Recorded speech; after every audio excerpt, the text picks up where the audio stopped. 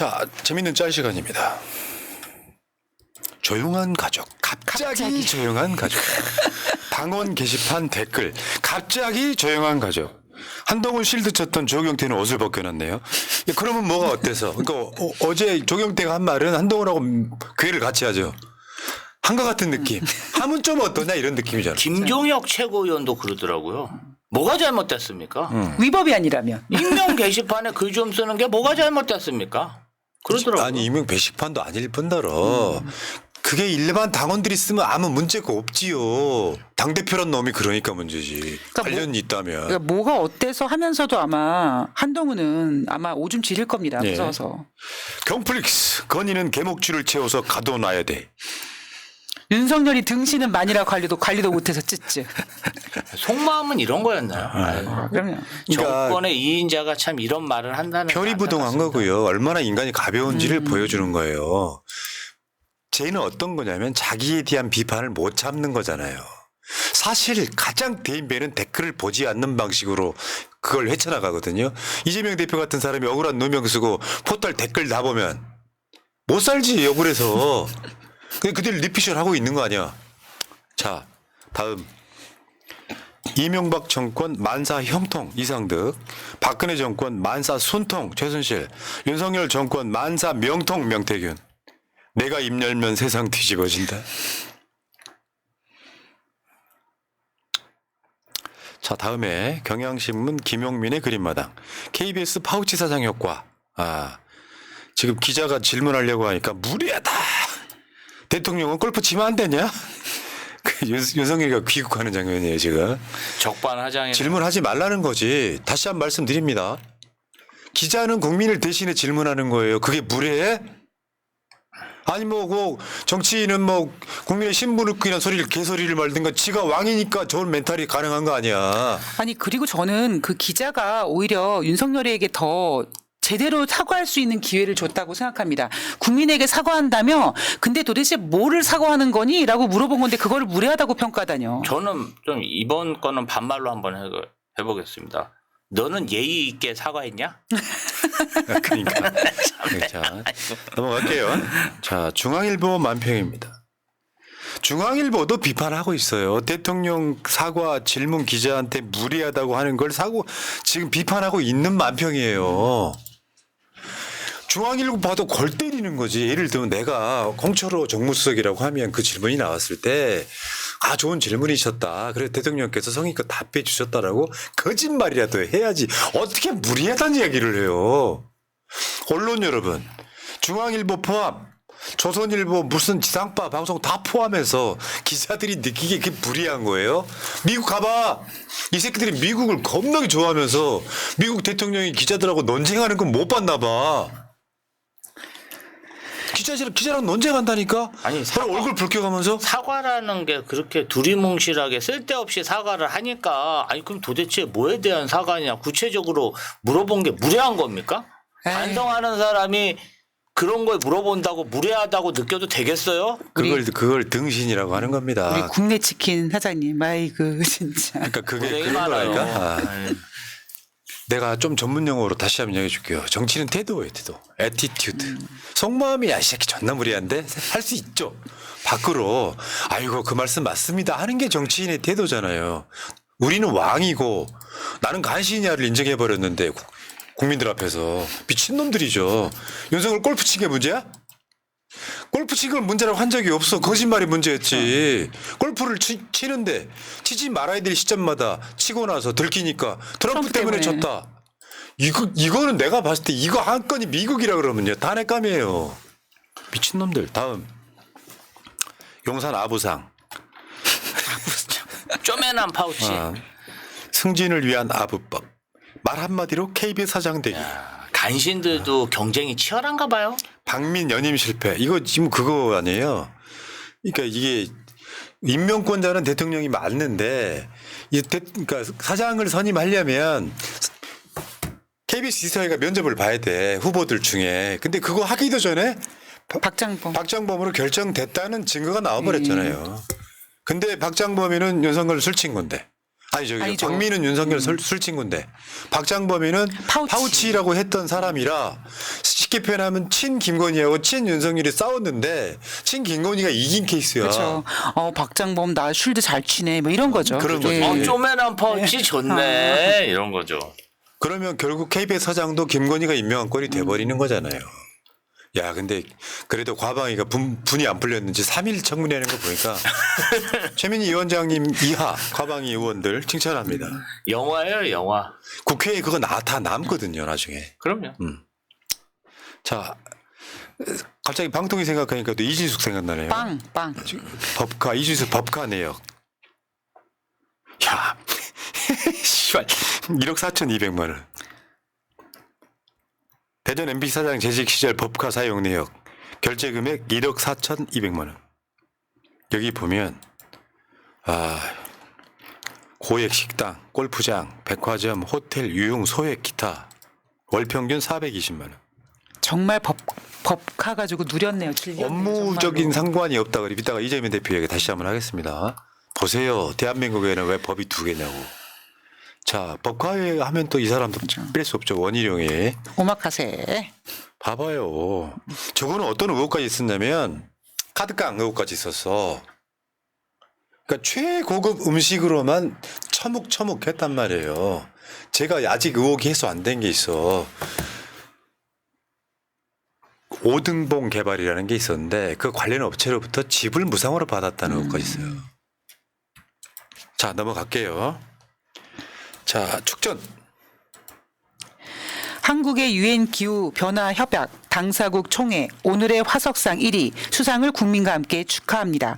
이번 수상은 전 정권에서 시행한 무분별한 재생에너지 사업을 바로잡기 위한 현 정부의 노력과 국민 여러분의 성원이 있었기에 가능했습니다. 특히 지난해 3위에 머물렀던 아쉬움을 떨쳐낸 쾌거이기에 국가적 경사가 아닐 수 없습니다. 저는 이번 낭보를 발판 삼아 동해 유전 사업에 더욱 매진하여 전 세계 화석 연료 시장을 선도하는 대한민국을 만들어 가겠습니다. 2024년 11월 20일 대통령 윤석열. 그러니까 일이 했다니까 좋아한다는 그 지랄인데 모질하다는 거죠. 지난주에 양희원 의원 방송을 보셨다 그러면 저거 다 이해하실 거예요. 트럼프는 탄소 발생이 지구 온난화의 주범이 아니라고 아니다. 생각해요. 갑자기 날씨가 추워졌더니 지구 온난화라더니 뭔 말도 안 되는 소리냐라고 이야기를 하고 있는 거예요. 그러니까 지구 온난화는 탄소 발생 때문이라고 생각하는 건 트럼프는 음모론이라고 생각합니다.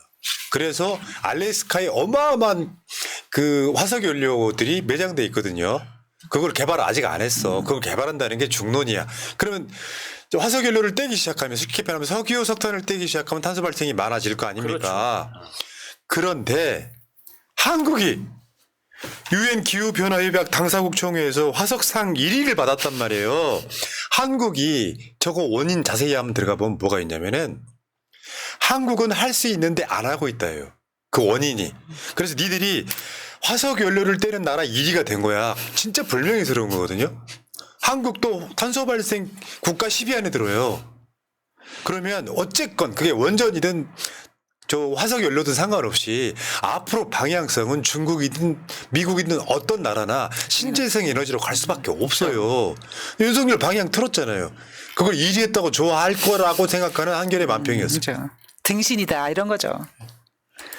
자, 비슷한 맥락의 만평입니다. 지구시계, 우크라이나 미러 맞불, 기후위기, 파국 이런 건데 지금 우크라이나하고 러시아의 전쟁은 전쟁을 끝내려고 할 때 가장 극심해지는 사건이에요, 지금. 그러니까 전쟁이 끝나갈 시기가 되니까 어떻게든지 영토라도 막 조금 더 가져가려고 하는 거예요. 다만 어제 우리가 방송에 알려드렸죠. 우크라이나 전쟁으로 우크라이나의 사상자만 100만 명. 우크라이나 인구가 3분의 1로 줄었다. 외국으로 나가거나 죽거나. 그런데 한국에서는 산부터 권등이 우크라이나 재건 사업을 하려고 지금 대기 중이에요. 윤석열이 나토 갔다가 나토인지 G20인지 기억 안 납니다만 G20. 갔다가 비행기 방향을 돌려서 우크라이나로 전쟁터로 들어갔던 바로 그 사건. 그런데 대한민국 건설회사들이 수백 개 있잖아요. 그중에 굴지 회사들 속에 산부터건이 싹 껴져 있어요. 이게 대한민국의 현실이에요. 그럼 납득을 시켜야 될 거 아니에요. 주가 조작 연구인한테 대통령 부인한테 무혐의를 줬으니 온갖 것들마다 원전 외교도 우크라이나 재건 사업도 석유 개발도. 주가 조작 의심할 수밖에 더 있겠습니까? 넘어가겠습니다. 국민 만평입니다. 미국이 봉인 해제해준 우리는 우크라이나발 장거리 미사일 대인지뢰 핵 봉인 해제 준비를 저거는 바이든이 내가 보기에 미친 짓 한 건 맞아요. 나 끝나가는데 어차피 끝나가는데 야 그 미사일 사거리 해제해 줄게. 그래서 니들 미사일을 러시아에 쏴버려. 그럼 러시아 가만히 있어요? 근데 거기다 한 줄 더 떴죠. 대인지뢰 쓰면 안 돼요. 비인도적 무기라 그래서 안 써왔단 말이에요. 대인 지뢰는요 한반도만 허용돼 있어요. 네, 맞아요. 바이든이 한 말이에요. 옛날에 바이든이 대인지뢰는 아직까지 한반도만 허용하고 있다. 비무장지대에서만. 그런 상황에서 그러니까 푸틴이 핵 교리를 바꿉니다. 우리가 핵을 쓰는 건 핵을 쓰는 나라랑 싸웠을 때만 쓸 수 있다라고 정해져 놨었는데 핵을 쓰는 나라의 지원을 받는 나라도 핵 공격할 수 있도록 바꿨어요. 와, 근데 윤석열이 못 모르고 뛰어들어. 이럴 땐 조용히 있는 거야. 그렇죠. 넘어가겠습니다. 윤석열 외교 나가가지고 또 쪽벌 논란이 있었어요. 아, 참 이거를 대통령실 사진 홈페이지에다가 올린 거 아세요? 네. 야, 어떻게 이렇게 하죠? 저 쪽벌이 저기만 있었던 건 아니고요. 근데 저 결례안 보세요. 다리 보이는 거. 아, 새끼 진짜 저렴해. 뽀얀 흰살이 보이네요. 뽀얀 흰살이. 제가 옛날에 쪽벌에 대해서 뭐라 그랬냐면 허벅지가 굵은 사람은 저거 자세가 저런 거야. 범인 취조하듯이 쪽벌하고 앉아 있었던 거거든. 보통 다 외국 정상들이요. 다리 꼬고 앉는 건 나쁘지 않아요. 그렇죠. 서방에서는. 예. 근데 다리 저렇게 쪽벌하고 막 흰 맨살 보이고 막. 근데 저것만 있는 게 아니라 이번에 또 외교 나가서 또 엉망진창이었잖아요. 의전이 안 돼가지고. 그러니까 통역사 막 때문에 화면 바뀌고. 내가 봤을 때는 옆에 있는 외국 정상이 이제 그 서빙하는 분인 것 같아요. 자, 지금 메뉴를 보고 지금 뭐 먹을 건지 지금. 보리밥. 자세도 진짜 뭐 이런 이 앞에 있는 정상의 표정이 이 등신은 왜 뭐지? 저렇게 저렴할까 진짜. 아니 왜 자기가요 2년 반 지났으면 좀 학습이 될 만도 하잖아요. 그 외국 정상 만났잖아요. 나 같은 사람도 어디 뭐 누군가를 만나고 그럴 때 순간적으로 조금 과하게 다리가 벌려질 수 있죠. 근데 우리 같은 사람들은 다리를 애초에 안 벌려요. 왜냐하면 의식이 돼 있기 때문에 쪽벌을 안 한다고. 근데 내가 쪽벌이라고 생각되는 타임이 오면 다리를 좀 오므릴 거 아니에요. 얘는 2년 반 동안 이게 안 되는 거야. 창피하다. 창피해 진짜. 그러니까요. 아니, 외교 나가가지고 우리나라의 국격을 떨어뜨리고 있어요. 자, 다음 이게 윤석열 입국 금지 팻말이었답니다. 아이고. 노 파킹이 아니고 노 버킹. 버킹.